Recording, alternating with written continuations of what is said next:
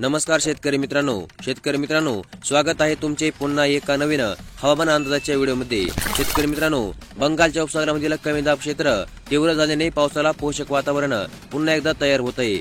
आज म्हणजे 9 तारखेला कोकण आणि घाटमाता विदर्भामध्ये जोरदार पावसाचा इशारा जाहीर करण्यात आला आहे। तर उत्तर महाराष्ट्र, पश्चिम विदर्भ, मराठवाड्यामध्ये तुरळक ठिकाणी विजांसह पावसाची शक्यता हवामान विभागाने वर्तवली आहे। तसेच वायव्य बंगालच्या उपसागरामधील तीव्र कमी दाब क्षेत्र तयार झाले असून आज 9 तारखेला वादळी प्रणाली तयार होण्याचे संकेत पाहायला मिळत आहेत। ही प्रणाली उत्तर ओडिशा आणि पश्चिम बंगाल दरम्यान पुरी आणि दिघा जवळ जमिनीवर येण्याची शक्यता आता जाहीर करण्यात येत आहे। मान्सूनचा आस असलेला कमी दाबाचा पट्टा राजस्थानच्या बिकानेर पासून नरनूल, कोटा, झाशी, मानापूर इथे कमी दाब क्षेत्राचे केंद्र वायव्य बंगालच्या उपसागरापर्यंत पुन्हा एकदा विस्तारला आहे आणि त्यामुळेच आज 9 तारखेला कोकणामधील पालघर, ठाणे, रायगड, रत्नागिरी, सिंधुदुर्ग, मध्य महाराष्ट्राच्या नाशिक, पुणे, सातारा, कोल्हापूर आणि पूर्व विदर्भातील गोंदिया, चंद्रपूर, गडचिरोली या जिल्ह्यामध्ये जोरदार पावसाचा इशारा म्हणजेच येलो अलर्ट जाहीर करण्यात आला आहे। तर उत्तर महाराष्ट्र, मराठवाडा आणि पश्चिम विदर्भामध्ये देखील तुरळक ठिकाणी विजांसह पावसाची शक्यता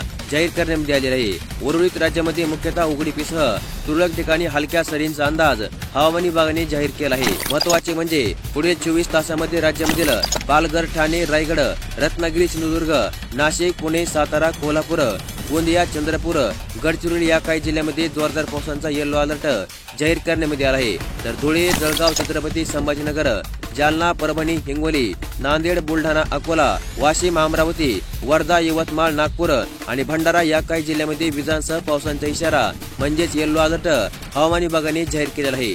तर मग अशा प्रकारचा पुढील काही दिवसांचा हवामान अंदाज आज आपण या व्हिडिओमध्ये पाहिला आणि अशाच प्रकारच्या हवामान अंदाजाबद्दलच्या दररोज अपडेट जाणून घेण्यासाठी आपल्या चॅनलला सबस्क्राईब करून ठेवा। व्हिडिओ देखील लाईक करा। धन्यवाद।